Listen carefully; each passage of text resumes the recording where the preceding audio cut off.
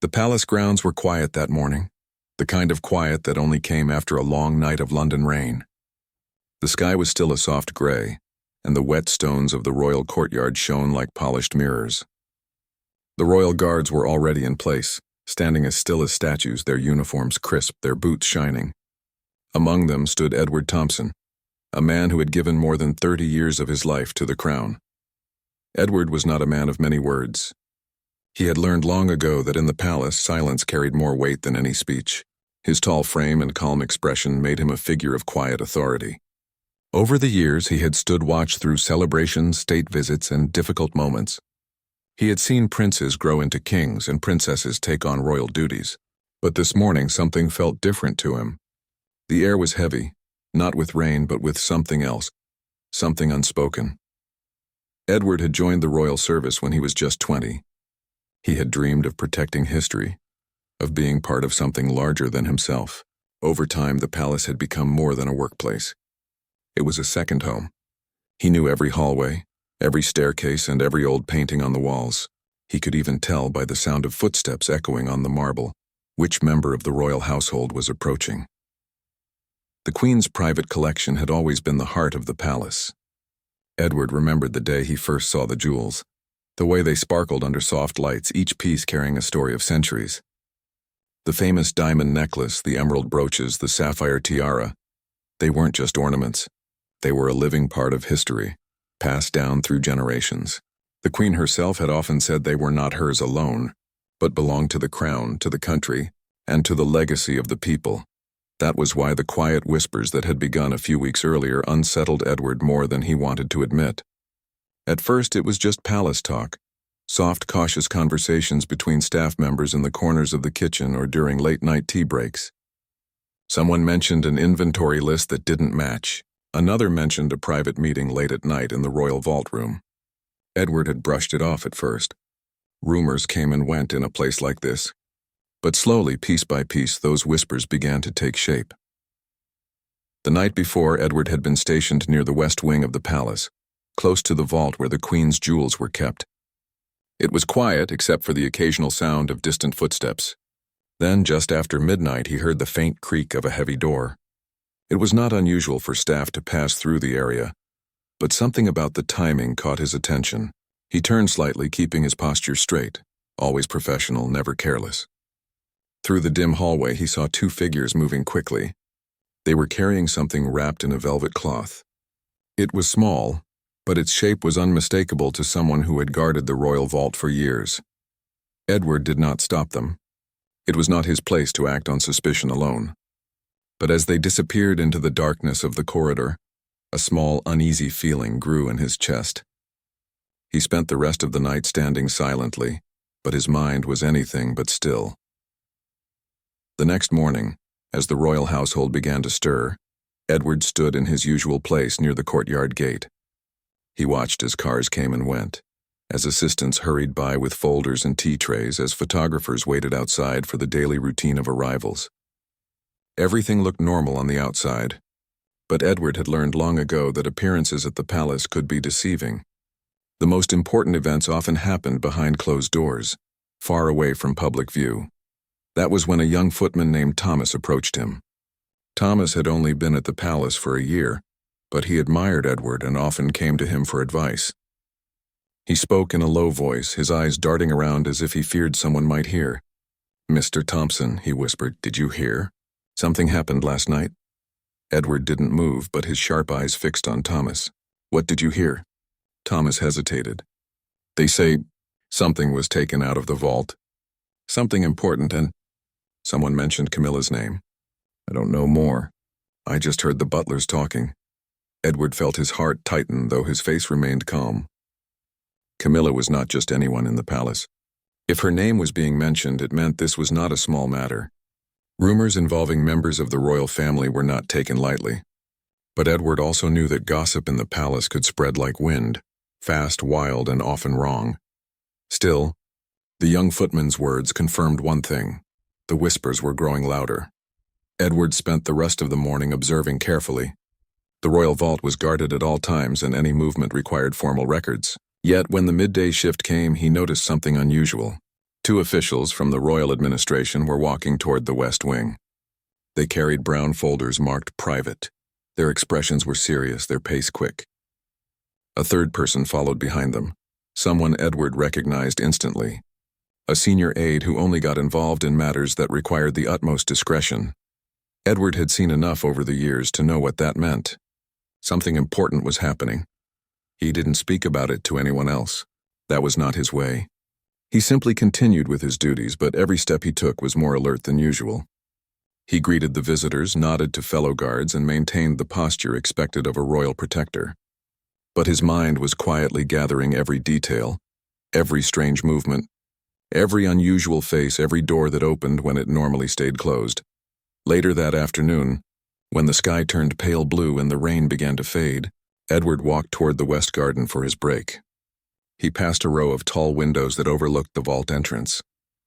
Through the glass, he caught sight of something that made him slow his steps. A small security team was gathered near the vault. Their voices were low, their faces tense. One of them was holding a clipboard, checking something against a list. Another was on the phone. Edward couldn't hear what was being said, but he didn't need to. He knew what an investigation looked like. It was then that the weight of what was happening finally settled in his chest. If the jewels truly were missing, or even if one piece had been removed without proper record, the consequences could be enormous. The Queen's collection was not just valuable. It was a symbol of trust, tradition, and history. It represented the monarchy's image to the world. A single rumor about it could become a storm. Edward thought back to the late Queen. He had served her with the deepest respect. She had once told him in a quiet hallway after a ceremony, "These jewels do not shine because they are beautiful. They shine because they carry stories." That sentence had stayed with him for years. It was why he felt a personal sense of duty to protect them, not because of their value, but because of what they meant. As the day went on, he noticed more signs. Staff members were whispering in corners. Officials were moving in and out of the West Wing more often than usual. A few faces carried the tense look of people trying to hide something, and still, no official announcement was made. Edward stood that evening as the sun set behind the palace walls, the golden light touching the wet stones. The tourists outside laughed and took pictures, unaware of the quiet storm building inside. But Edward could feel it. He had seen many things in his years of service: political shifts, scandals, public crises. But this felt personal. This wasn't just about the palace. This was about the Queen's legacy. That night, as he walked down the empty corridor toward his quarters, Edward made a silent promise to himself. He would not let whispers turn into a shadow over the crown. He didn't know the full truth yet, but he knew one thing with absolute clarity. Something had happened, and someone would need to answer for it.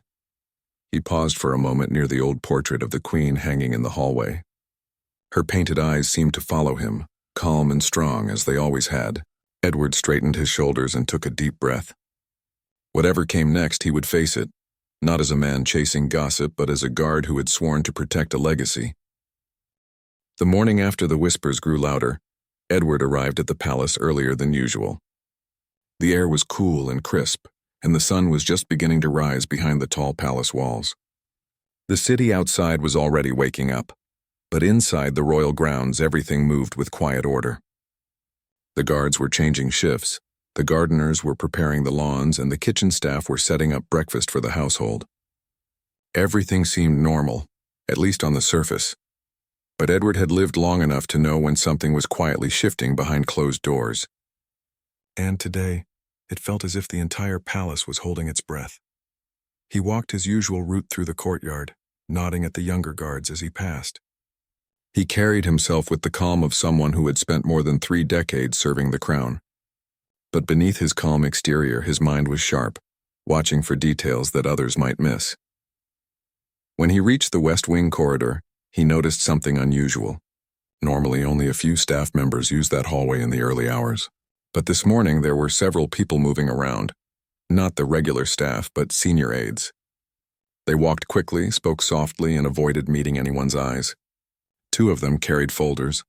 One was holding a small velvet pouch with gold embroidery on the side, the kind that was usually used to transport important items, though rarely without documentation. Edward didn't speak to them. A royal guard was not supposed to question senior aides, but his instincts told him something significant was happening, something that no one was saying out loud. As he continued down the hall, he overheard a quiet conversation between two members of the household staff. They were standing near the staircase, speaking in low voices, unaware that Edward's sharp ears could catch every word. "I heard the inventory team was called in last night," one whispered. "That never happens unless something's gone wrong," the other replied nervously. "Do you think it's true? About the missing set?" Edward kept walking as if he hadn't heard, but the words sank into him like a stone dropped into still water. The missing set. He didn't need to ask which set they meant. The Queen's personal jewels were carefully catalogued. Each piece had its own case, number, and story. If anything from that collection was even moved, it required layers of approval and record-keeping. The fact that an inventory team was called in secretly during the night meant this wasn't just a small matter. Something had been discovered, or perhaps something had disappeared. As the sun climbed higher, the palace became busier. Reporters gathered at the gates, tourists clicked photos, and staff hurried through their tasks. But behind the elegant image of royal routine, quiet tension grew. Edward could feel it in the way people avoided eye contact, in the way footsteps echoed too quickly down marble corridors, and in the way even the air felt heavier. By late morning, an emergency security meeting had been called. Edward, as one of the most senior guards, was required to attend. He stood in the back of the small briefing room with a straight posture, watching as the head of palace security, Mr. Grantham, walked to the front with a folder under his arm. Grantham was a serious man, one who only raised his voice when absolutely necessary. He looked at the gathered group with a firm expression. "A matter of importance has come to our attention," he began. "It is confidential and must not leave these walls." The room fell silent. Edward's eyes narrowed slightly, not out of fear but focus. "An item from the late Queen's personal collection is currently unaccounted for," Grantham continued carefully. "A sapphire brooch last logged 3 days ago is missing from the vault record. We are currently reviewing access logs, but movement appears to have occurred at an unusual hour." Edward kept his face still, but his thoughts were racing. The sapphire brooch was one of the Queen's most treasured pieces, famous for its rich blue stone. She had worn it at many historic events. Its disappearance would not only raise questions but could cause a quiet storm behind palace walls. Grantham continued, "This is an internal matter. We do not involve outside forces at this time. Our priority is to confirm whether this was a record-keeping error or an unauthorized removal. Discretion is essential." The words, "unauthorized removal," hung in the air like a cloud no one wanted to acknowledge. Edward left the room with a steady walk, but a growing sense of responsibility weighed on him. For years he had guarded those jewels, watched over that vault, and ensured that not a single piece left without the proper process. The idea that something had gone missing during his watch, even if not directly on his shift, struck him deeply. Later that afternoon, as he passed through the corridor leading to the Queen's private gallery, Edward noticed a familiar figure. It was Camilla walking alongside 2 aides. She wore a calm expression, but her presence in that particular part of the palace at such a sensitive time made the air feel charged. She rarely came near the vault or its adjoining gallery except during formal occasions. Edward kept his distance, as protocol required. But he watched closely. One of the aides carried a slim black case, the kind used for transporting documents or small valuables. The conversation between them was quiet, almost secretive, and then, as they reached the gallery doors, they paused, as if deciding whether to enter or turn back. Finally, they disappeared inside. Edward stood silently in the hallway, replaying the moment in his mind. It wasn't proof of anything, but it added another piece to a puzzle he was slowly putting together. That evening he walked through the palace gardens during his short break. The sun was setting, casting a soft orange glow across the stone paths. Normally this was the time when Edward felt a sense of peace, a small moment away from the strict lines and routines of duty. But not today. His thoughts kept circling back to the vault, the whispers, and the image of Camilla walking into the gallery with that black case. He thought about the Queen again, how she had always been careful with her personal collection. how she once told him during a quiet moment before a royal event.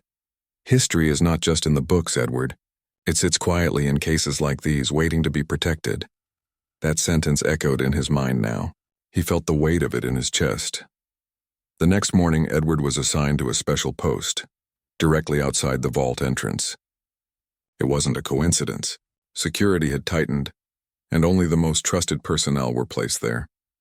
The vault was guarded around the clock, but this level of quiet, invisible alert was rare. As he stood in place, people came and went. Security officers, archivists, and senior aides. Each signed a log, each step carefully recorded. But even with all the control, Edward could feel something was still moving beneath the surface. Something unspoken. At one point, Thomas, the young footman from earlier, passed by and gave Edward a nervous glance. Later, when the hallway was clear, Thomas quietly returned and whispered, "They're saying there was a private meeting last night." About the jewels. Edward kept his eyes straight ahead. "Who was in the meeting?" he asked in a low, controlled voice. "I don't know everyone," Thomas replied nervously, "but they said Camilla was there. And a few officials. No one else is talking about it openly." Edward nodded slightly but didn't reply. Inside, his mind was making connections. If there was indeed a private meeting, it meant decisions were being made without the knowledge of many. It meant something bigger than a simple inventory error was unfolding. Later that day, Edward overheard another fragment of conversation between two archivists. "They're saying the brooch might have been moved, unofficially," one whispered. "Moved where?" the other asked. "No one knows. That's the problem. These small pieces of information scattered through the palace like breadcrumbs were leading toward something larger. Edward didn't yet know where the trail ended, but he felt himself standing at the beginning of something that could not be ignored. As night fell over the palace, the atmosphere grew even more tense. Fewer people spoke openly. Doors were closed more quickly. And Edward, ever watchful, began to sense the shape of a secret forming, one tied directly to the missing sapphire brooch. In his small room at the end of the corridor, he sat quietly, removing his gloves and polishing his boots for the next shift. His mind returned to every detail of the last 2 days. The whispered rumors, the hurried aides, the velvet pouch, the black case, the private meeting. Slowly, the puzzle was becoming clearer. There comes a moment, he thought, when silence is not loyalty. It is danger. And he knew that moment was getting closer. The turning point wasn't loud or dramatic. It didn't come with shouts or public announcements. It came quietly, like the first drop of rain before a storm. Edward didn't have all the answers yet. But one thing was clear. The story of the missing jewels was no longer just whispers in a hallway. It had become real, and Edward Thompson, loyal guard, quiet watcher, protector of history, was now at the very center of it. Edward Thompson had always believed that loyalty meant silence. For years, that belief had guided him through every challenge, every decision, every moment of duty within the palace walls. But now, for the first time, that belief began to feel heavy, like armor that no longer fit. He couldn't stop thinking about the missing sapphire brooch. It wasn't just a jewel. It was a part of the Queen's story, a part of the nation's history. The idea that it might have been taken without proper approval filled Edward with quiet unease. He had spent decades protecting those very symbols. Now it seemed that the danger wasn't from outside the palace, but from within it. For the next few days, the atmosphere in the royal corridors remained tense. Everyone moved carefully, as if one wrong word could be overheard by the wrong person. Staff members spoke in whispers, guards exchanged short nods instead of greetings, and even the senior aides looked more cautious than usual. Edward performed his duties as expected, but every small detail caught his attention. Every door that opened late at night, every document carried under someone's arm, every name mentioned in passing. He noticed that the West Wing, where the Queen's private vault was located, had been restricted more tightly than before. Only a handful of people were allowed entry now, and their names were logged each time. Still, the unease didn't fade. It grew. One afternoon, Edward saw Thomas again. The young footman approached him quietly near the corridor that led to the service quarters. His face looked pale and his hands fidgeted as he spoke. "Mr. Thompson," he whispered, "I think you should know they moved something else last night." Edward's sharp eyes turned toward him. "Who did?" he asked in a calm but firm tone. I don't know all the names, Thomas said, lowering his voice further. But I saw 2 of the vault assistants. They had another velvet case, small and square. They went toward the east gallery this time. I thought the vault was closed for review. Edward nodded slowly. You did the right thing telling me. After Thomas left, Edward walked to his post outside the vault, every step echoing with quiet thought. If more pieces were being moved secretly, it meant someone was trying to cover something up or shift attention elsewhere. Either way, it meant the situation was far more serious than anyone had admitted. Later that day, Edward was called into a small meeting room by Mr. Grantham, the head of palace security. Grantham's face was serious and his voice carried the weight of responsibility. Edward, you've served longer than most of us, he said. You know the palace better than anyone. I need your help in keeping a closer watch. There are things happening that don't add up. Edward's expression stayed calm. What do you need me to do, sir? Nothing official. Not yet, Grantham replied. Just observe. Quietly. If you notice anything unusual, anyone entering restricted areas or handling royal items without documentation, you report to me directly. Understood? Edward gave a small nod. Understood, sir. That night, as the palace grew quiet and most of the lights went out, Edward began his silent watch. The corridors were dimly lit, and the soft sound of distant footsteps echoed through the long hallways. He walked his regular patrol, but this time every detail seemed sharper, every sound clearer. Near midnight, he reached the west wing. The vault door was locked, as always, and the guard stationed nearby stood alert. But as Edward turned to continue his round, he noticed something unusual, a faint light glowing under one of the nearby office doors. That office belonged to one of the Queen's former jewel archivists. It was supposed to be empty after hours. He paused for a moment, then knocked gently on the door. There was no reply, but the light stayed on. When he carefully turned the handle, the door opened slightly. Inside, he saw papers spread across the desk. Inventory logs, photographs of jewelry pieces, and a list marked with red ink. But what caught his attention most was a small envelope on the corner of the desk labeled Private Transfer, Authorization Pending. Edward didn't touch anything. He simply took in every detail and stepped back quietly, closing the door. Whatever was happening was being documented, but not through official channels.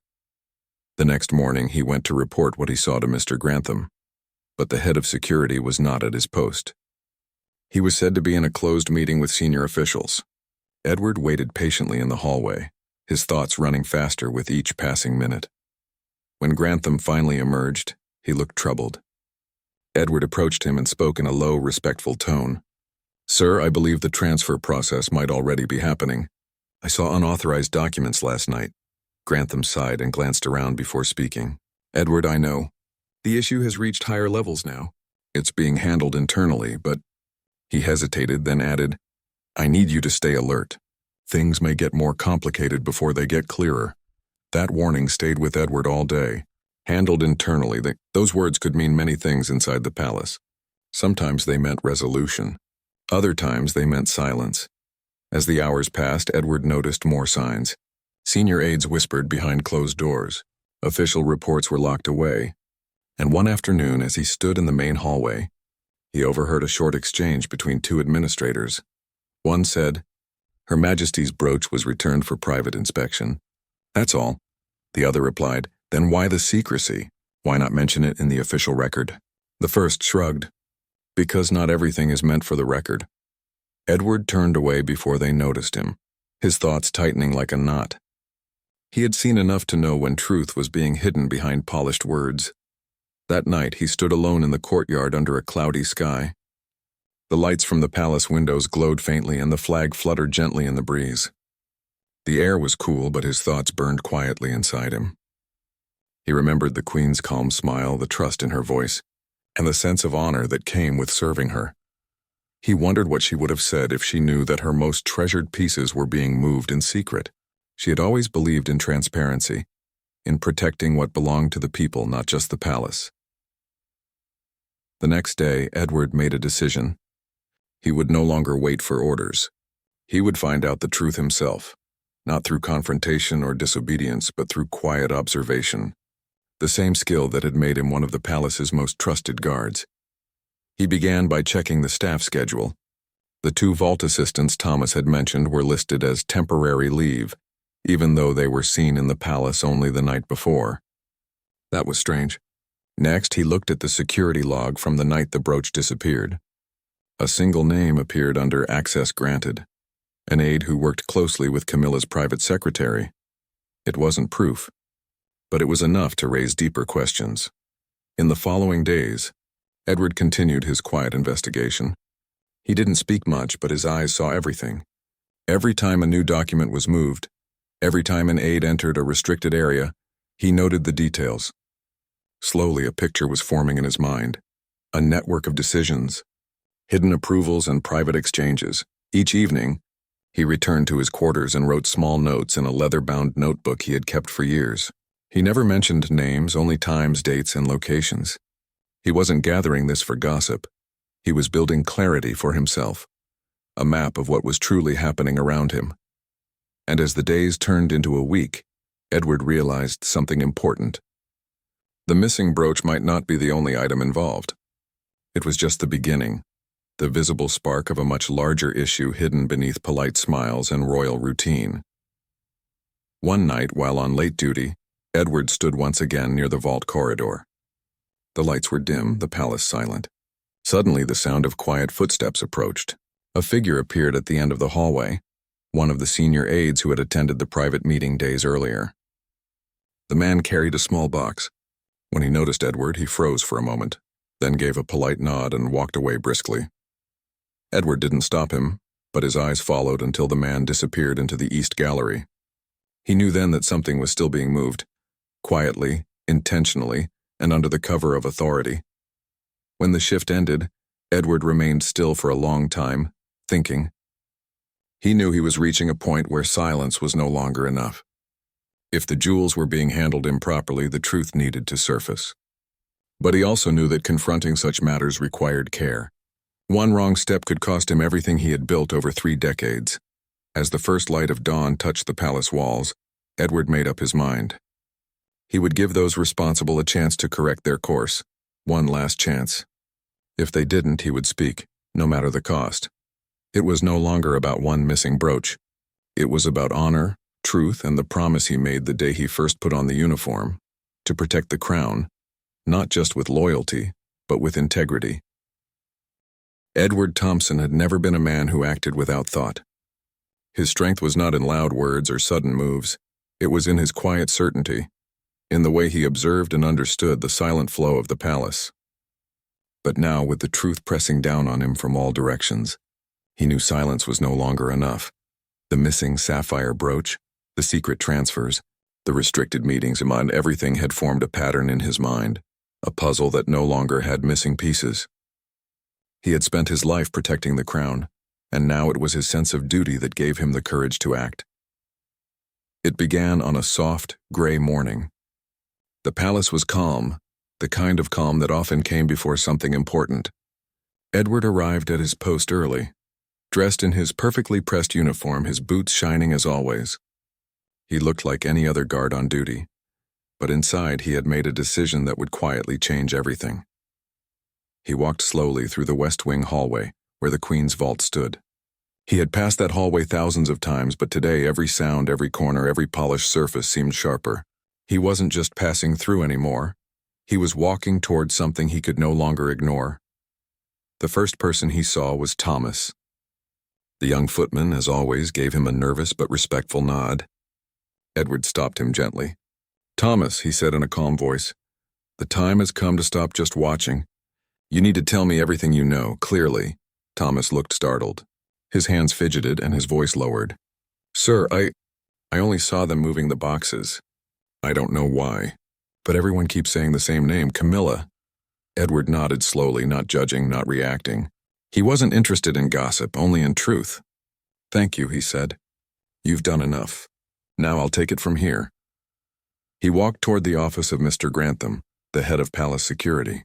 Grantham was already at his desk, surrounded by papers, looking tired. Edward stood tall in front of him. "Sir," Edward said, "I've served this palace for over 30 years.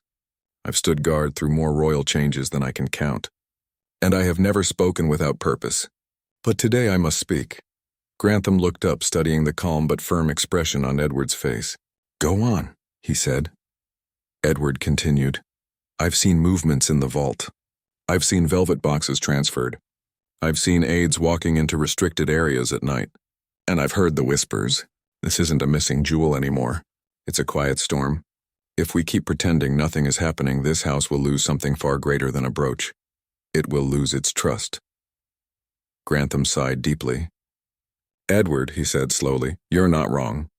But this matter has reached the highest level. It's complicated. There are names involved that Edward interrupted, not with rudeness but with weight. Then give them a choice, he said softly. The right choice. Before this becomes something no one can control. Grantham leaned back in his chair, thinking. He had always respected Edward, not just as a guard, but as a man of quiet integrity. What exactly are you suggesting? He asked. Edward looked straight at him. I will speak directly. Not in secret, not behind doors. One conversation. One chance for the truth to return to where it belongs. If it doesn't, then this silence will not hold. There was a long pause. Finally, Grantham nodded slowly. You understand the risk, Edward. I do, Edward replied simply. That evening, as the sky darkened over the palace, Grantham arranged a quiet meeting in one of the smaller drawing rooms. It was a room lined with portraits, soft lights, and a long oak table that had witnessed many private conversations over the years. Only a few people were called. A senior aide, a palace legal advisor, Grantham, and one more name, Camilla. Edward waited by the doorway, calm and composed, though his heart beat steadily beneath his uniform. He wasn't here to accuse or to attack. He was here to protect something much bigger than any single person. When Camilla entered, the room grew quieter. She was calm, poised, and carried the kind of quiet authority that came with years of living in the public eye. She took her seat at the table and glanced at Edward, curious but composed. Grantham began, Thank you for coming. There's a matter that needs clarity. We've received reports and observations concerning the movement of the late Queen's personal collection, specifically the sapphire brooch.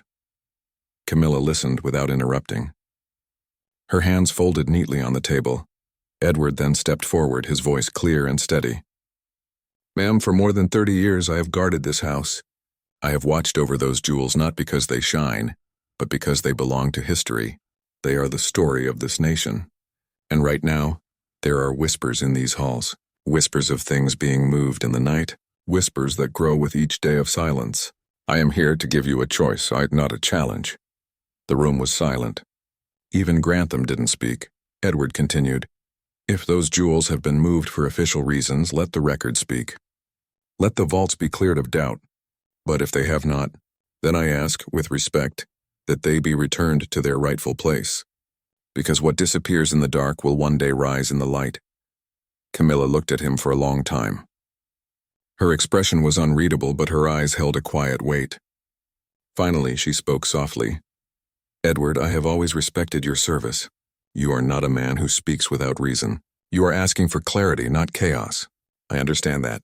For a moment, no one moved. Then she turned to the senior aide. Bring me the list, she said. The aide hesitated, then opened a folder that had been kept tightly closed. Inside were records. Quiet transfers, private authorizations, pieces listed for temporary safekeeping at an off-site location. Nothing was illegal, but nothing was transparent either. Edward watched silently as the papers were placed on the table. The truth had never needed to shout. It simply needed to be seen. Camilla looked at the documents and then at Edward. The brooch was not stolen, she said calmly. It was moved for personal review. But I admit, it was done quietly. Too quietly. Perhaps that was a mistake. Edward didn't smile. He didn't need to. This wasn't about winning. It was about doing what was right. Camilla continued. The pieces will be returned to the vault tomorrow, and the records will be made official. You have my word. Grantham exhaled slowly, as if the weight on his shoulders had lightened. The senior aide looked down at the table, and Edward simply stood, silent, his presence steady and strong. The meeting ended quietly. No loud declarations, no public drama. Just a quiet decision that would ripple through the palace without a single newspaper ever knowing. Later that night, Edward walked through the courtyard alone. The moon was high and the palace was still. The air carried a different feeling now, lighter though not completely free. He knew the story wasn't over yet. The records still needed to be corrected. Trust needed to be rebuilt. But the first step had been taken. The next morning, the vault was opened under full supervision. Edward stood among the guards as the velvet boxes were brought back in one by one. The sapphire brooch returned to its place where it had always belonged. The security team signed the new records, this time under official procedure. Word spread quietly among the staff. There was no announcement, but the whispers slowly changed. The sharp edge of suspicion softened. People began to breathe easier. Thomas, standing near the staircase, watched Edward with quiet admiration. "You did it, sir," he whispered. Edward shook his head gently. "No," he said softly. "The truth did." As the day went on, Edward resumed his regular duties. He stood at his post, greeted visitors, and watched over the courtyard, just as he always had. But something inside him had shifted. He had faced the storm and remained true to the promise he made when he first wore the uniform. He hadn't shouted. He hadn't forced. He had simply spoken the truth, and it had been enough. In the late afternoon, as he walked past the portrait of the late Queen hanging in the main hallway, he stopped for a brief moment. The gentle smile in the painting seemed to meet his eyes. He straightened his shoulders and gave a quiet nod. He didn't need thanks. He didn't need recognition. His reward was simple, knowing that the legacy he had guarded for so long still stood where it belonged. The sun rose gently over the palace, casting a soft golden light on the stone walls. The courtyard, which had felt so heavy in the past few weeks, now carried a quiet sense of calm. The tension that had built in hidden corners seemed to ease, like mist slowly fading with the morning light. For Edward Thompson, the day felt different. Not louder, not brighter, just quietly right. The sapphire brooch was back in its place. The velvet boxes that had moved in the shadows were now carefully locked behind the vault doors, each with its proper record. The quiet whispers that had once floated through hallways now came softer, less fearful, as if the air itself had let out a long breath it had been holding.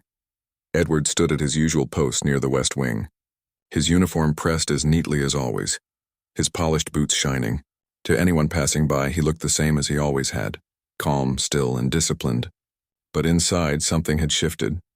Something quiet, something powerful. For weeks, he had watched a storm build in silence. He had seen trust begin to crack like old glass, but he had not let fear or politics decide his actions. He had spoken with honesty, and that honesty had made its way through the palace's walls, gently but firmly. The day after the jewels were returned, the vault underwent a full inspection. Teams of archivists, security officers, and senior staff moved carefully, counting every piece, matching every log, verifying every name. Edward watched them quietly. He had done this countless times before in his career, but this time it felt different. This time the inspection wasn't just about the jewels.